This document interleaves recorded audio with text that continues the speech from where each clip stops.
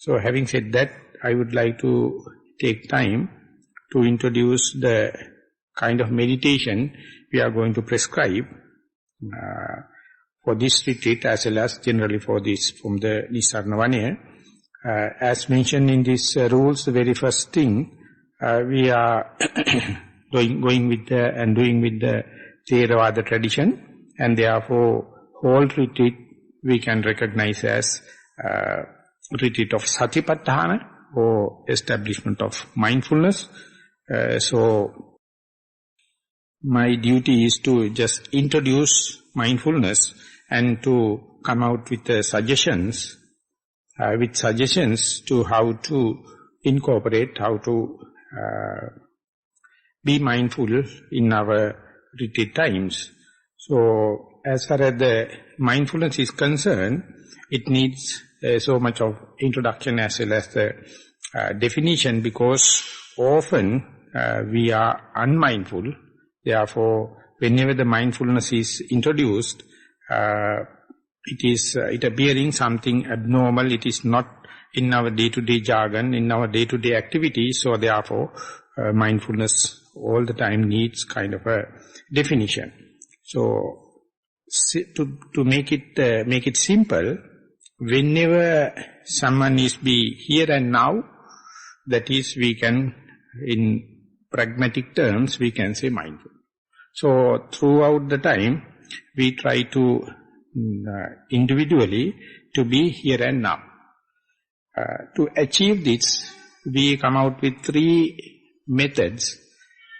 In the meditation jargon, it is called sitting meditation, walking meditation, and to be mindful in day-to-day activities. Whenever we take these 3 methods in order to incorporate mindfulness into our life, the easiest way to start with is how to develop mindfulness in sitting meditation. So the Buddha, whenever he used to explain mindfulness, he used to give internal and external atmosphere or surrounding before getting into the subject matter. So therefore, wherever he mentioned about the mindfulness, the microclimate and the macroclimate is been defined. So in Pali, if I am to quote, Aranyagato Rukkhamulagato Sunyagaragatova, that is to explain the macroclimate.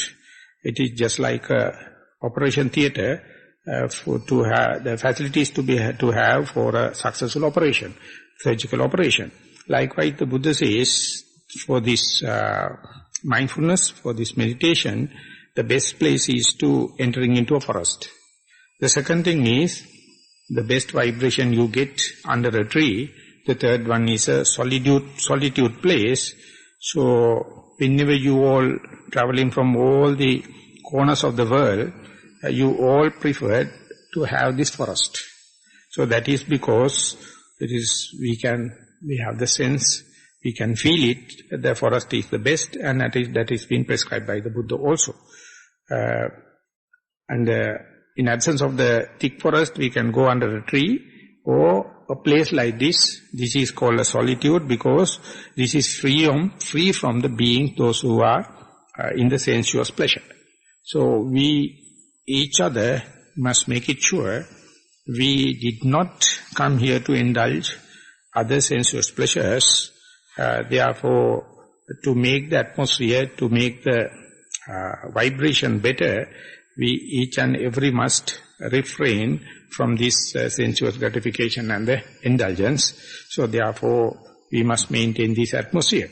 And once you define and go there, I mean that entering into the forest or under a tree or coming to a place like this, as far as the microclimate is concerned, there are 4 postures. Individually, we have 4 cardinal postures: sitting posture, standing posture, the walking posture, and the lying down incline. So out of these 4, specifically for the beginners, the Buddha has mentioned sitting is the best. So whenever we get a place like this and a group also interested into the same object. We assume the sitting posture, so I have to take little time to define the best posture. I am fortunate because we have the statue of the Buddha that is to depict how he sit whenever he wished to develop mindfulness and the meditation. So if you look at it, you can see once you assume the posture, it is like a shape of a pyramid in Cairo. One complete triangle is touching on the ground. And once you keep the hands in such a way, it is, every side it is triangular in shape. So this is the most established architectural structure. You can maintain easier and very little imbalance. Or otherwise, in Sri Lankan examples, we can see the Agaba or the Chaitya is also a bell-shaped one, is also well established. Or the other simple thing is an ant hill, also the same shape. It is well established on the ground and go up like a conical shape. So once you come up to this the sitting posture, you must feel you are symmetrical and you must feel you are relaxed. Before going into detail, I would say this posture is not a must. This is the theoretical maximum, this is the best. But many may find it is very difficult to go and sit like this due to the ailments and your old age and other problems. So under such circumstances, you have to adjust accordingly. For example, sitting on a meditation bench or straight back chair, so that your back must be, the spinal cord must be straight. So therefore, whenever you go to a meditation hall, you may see many postures, many sitting benches and cushions, but this posture is the best. This posture is the ideal thing. So if you are a yoga practitioner, easily you may assume it. Otherwise, don't make it a burden. Just sit in a comfortable way, and once you sit, in order to make your posture conducive, in order to make your posture to that level, your mind must be happily or in a relaxed way dwelling inside the body. I am emphasizing it because if the posture is not comfortable, if the place is not ideal, if the place is not with medium amount of light and air movements, the mind feel uncomfortable, feel alienated, so it may run up and down and think yesterday and tomorrow and other places and other people. Unless otherwise you feel comfortable, you feel relaxed, you feel at home feeling, then only you can expect mind to dwell within the body, so to say. So now is the time to define the mindfulness in the practical sense. Whenever you sit and mildly close your eyes, and to experience here, now, I am sitting.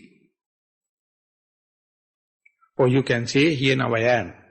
So this is this is the way you can feel whether the mindfulness is intact.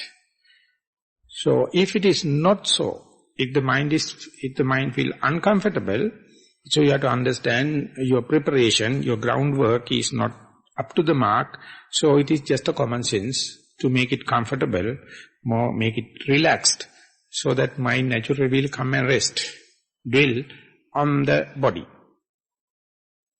So once that is achieved, that is to say, here, now I am, so you step in to the mindfulness.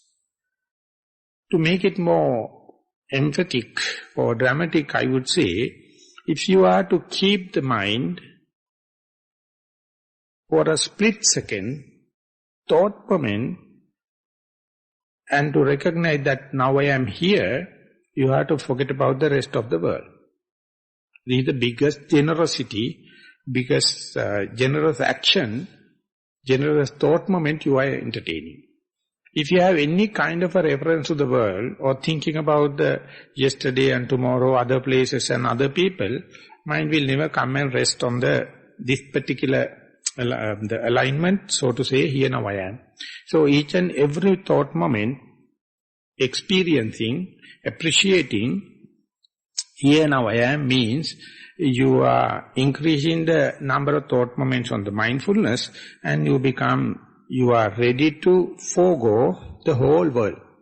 So therefore, it is something you can experience it. It is something to be promoted. It is something you yourself has to take responsibilities. And do it in a relaxed way to keep the mind here and now. And when you are doing it, whenever the mind comes to the one thought moment, you have no chance to experience it. So it must be number of thought moments, consecutive thought moments, then only you can experience, here now I am. So it's a very spiritual thing. It's a very good start. So you try to be here, now I am. So throughout that, you are within the body and experiencing just being. That is called just being. In a technical sense, one can say, without any intention, without any ambition, without any motivation, just be, just being. So whenever that is being familiarized, you may sometime experience there's a kind of a perception, there's a kind of a feeling to indicate you, I am not dead, I am not sleepy, I am not unfainted, I am awake. So your eyes are closed and mind feel comfortable at the body, and whenever the mind is mindful, or you can say diligent, you feel I am not dead. You can feel the existence, just being. You can feel I am not sleepy, I am not fainted. So this is a very good indication, very good sign that the mindfulness is continuing.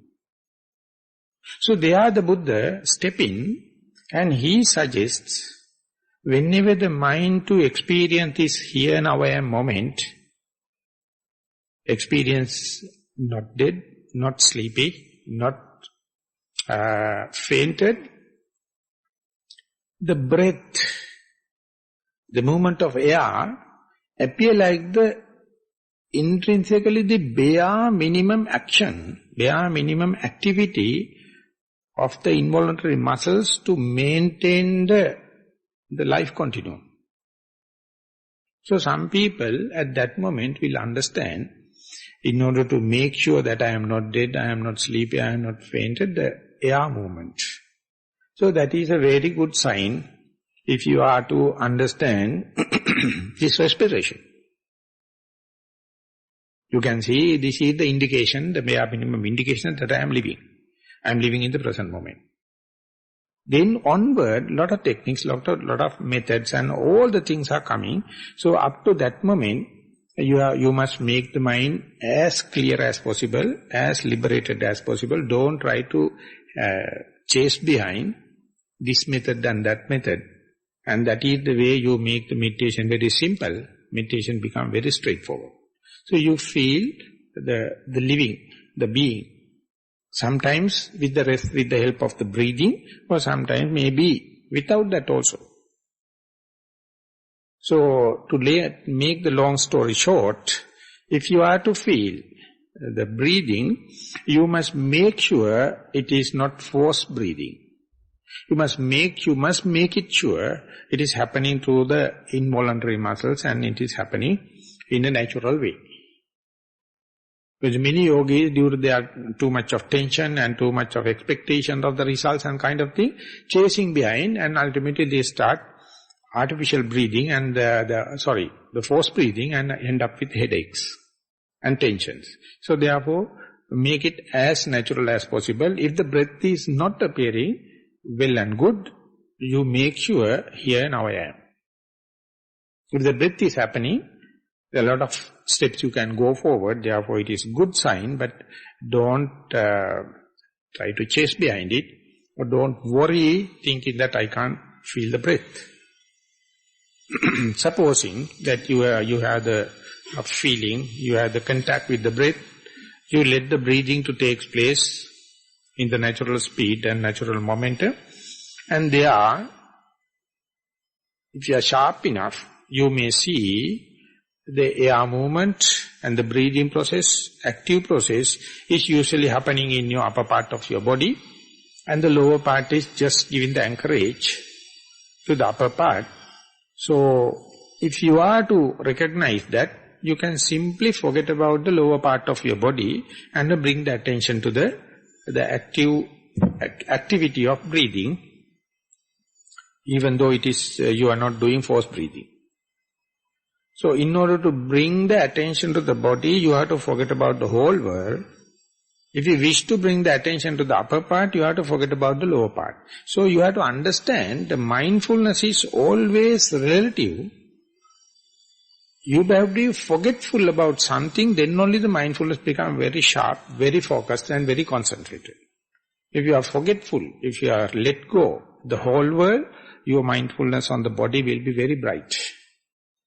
And when the breathing come into scene, if you are to focus on the upper part, you can see you are not worrying about, you just let go the lower part of the body. In order to let go, it must sit in comfortable, symmetrical way.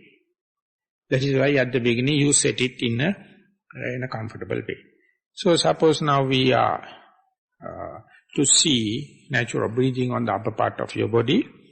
You do it, you let it happen in the natural speed and observe as if someone else. As if you are a neutral observer. Observing the breathing place, breathing process. So when it is happening, to make the mindfulness very sharp and make mindfulness very continuous, yet another technique, yet another aspect you can be aware of, that is to say, within the upper part of your body, which is the most touching point, which is the more prominent touching point of the air draft. It's a very subtle issue. Many find it is difficult to locate a particular pinpointed point. Even if you find difficult, it is not a big mistake, it is not a big miss. But if you can find the touching point, and that make more and more focused mindfulness, that is, you are giving a support to the concentration, the one-pointedness. Some people find it is at the uppermost area of the respiratory tract, that is to say, end of the nostrils, or top of your upper lip, according to your configuration, anatomical configuration. Some people find it the lowermost part of the respiratory tract, that is the diaphragm, movements of the diaphragm, prominent. Whenever you are reading authentic text, you find references towards the breathing, in-breath and out-breath. But later, Venerable Mahasi Sayadaw from Burma, he found the people, those who have not much of subtle sensitivity, find difficult to locate the breath. So under such circumstances, he came out with the second option, that is to say, rising and falling of the abdomen, that is the movements of the abdomen, movements of the diaphragm. It may be touching your clothing, or you may feel how is the rising and falling happen. One technical point is, if you are to look at the breath, in-breath, start very subtle and become gross, brushing your nostrils and get out, and again it becomes subtle. Again the out-breath happen very subtle and brushing and rushing, and again settle down, and therefore two waves for one breath, in-breath and out-breath. But if you are to look at the in-breath, the rising and falling, it is single wave, very big one. In-breath appear like increasing, and the highest rising and then falling happen. Therefore, instead of two small waves, in rising and falling, you may get one single big amplitude, big wave, so therefore its grossness is higher, so easy to locate by the people, those who are not well trained. Therefore there is no comparison possible whether to go for breathing or whether to go for rising and falling. Let it happen in the natural way. You must be so sensitive, careful not to fork your fingers to select this or that. Let the body to select it. Let the body knowledge to select it, whether your natural tendency is to observe the in-breath and out-breath at the nostril level or to see rising and falling in the abdomen. In between these two, some people may find the movements of the belly or the chest or the throat or the bend inside the nose. Any place will be possible. If any such a thing happen, don't challenge it. Try to locate it and to anchor your attention to that.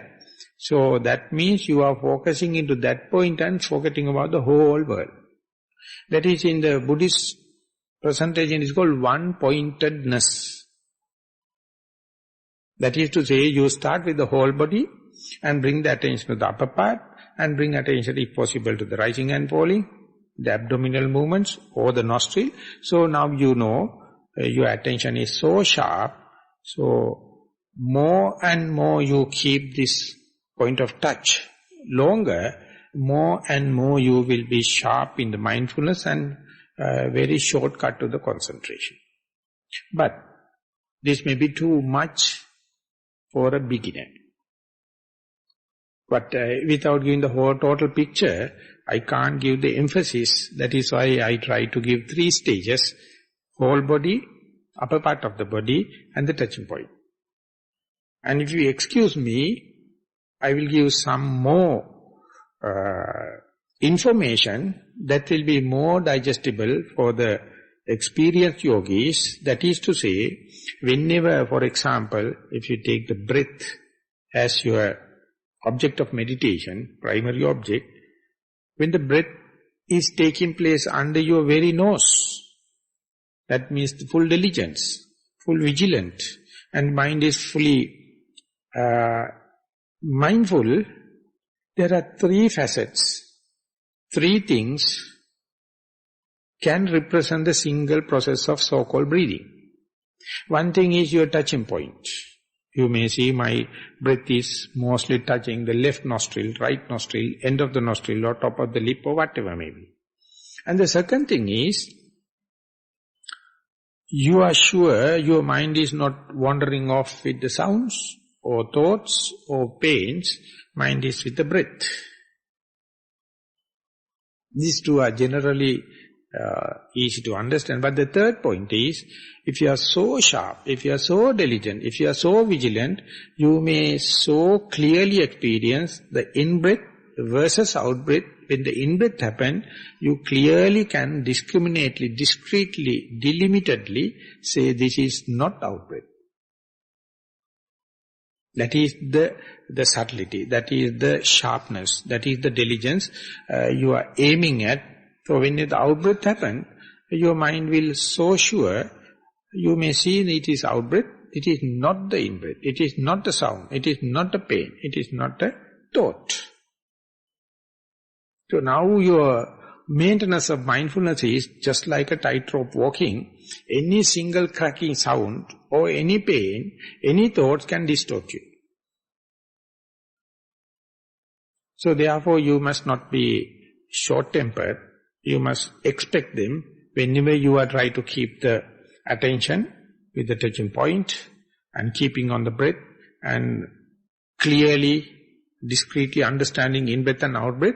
The maintenance of it is just like learning how to ride a push bike, or a youngster going to start walking without any other instrument, how to walk tottering, 1 step, 2 step, and then collapsing again, getting up and learning 1 step, 2 step like. So each and every yogi, every meditator will be a newly born baby, even to the breath, even to the mindfulness. So it is the way you become rejuvenated. You must appreciate it. You must not worry about that I can't keep 2-3 breaths, or I can't, my mind is wandering, or my disheartening or self-criticism happen. It is quite natural. But your progress or your enthusiasm marked by how many breaths you can continue, or how many thought moments, or how many seconds, or how many minutes you can continue. So if it is catching, well and good. Your common sense or your caring must be to increase the contact, increase the number of thoughts, increase the number of breaths, increase the number of seconds, increase number of minutes to keep as long as possible with your primary object. That is the technical part or sharp area in the meditation, what you call the sitting meditation. In order to facilitate this continuity of the mindfulness with your primary object, the late Venerable Mahasi Sayadaw came out with one technique, the labeling, the noting. That is to say, whenever you can bring the attention, get the mind, meditative mind on the track, that is to be face to face with the in-breath and out-breath, and if you wish to keep that undisturbed for a longer period, whenever the in-breath happens, you can note mentally in-breath, whenever the out-breath happens, as out-breath, or in, out. This labeling, this noting, help regulate it to keep the track with the primary object. That's all you have to do. That's all you can do in sitting, because mind is so wandering, it is like a monkey mind. It is jumping from one to the other without any agenda. Don't make it a point to be worried. Instead, try to keep as long as possible in breath and out breath under the nose. Whenever the mind is wandered off, disturbed, again assume a beginner's mind. Again, try to keep the mind on the in-breath and out-breath without any grumbling, without making any disappointments. Don't consider this failure as an individual failure, punishable failure. It is natural for each and every, so you have to have so much of sympathy in order to bring this positive energy up. So therefore, don't sit with the premeditated idea that I have to go for in-breath or go for rising and falling. Instead, let the body knowledge to select which is the most prominent object. Few sittings time, few days time, definitely you will recognize the most frequent object, that is to say primary object. And then outwardly only your skeleton, spiritual skeleton will grow, and you can keep the mindfulness and the concentration continuously. So this much I would like to mention about the sitting meditation. But I mentioned this noting, in-breath and out-breath, that is the only tool you have in order to bring the mind back on the track. But you have a duty before the sitting. Before coming to the sitting, if you can have a good walking meditation session, that your battery will be fully charged.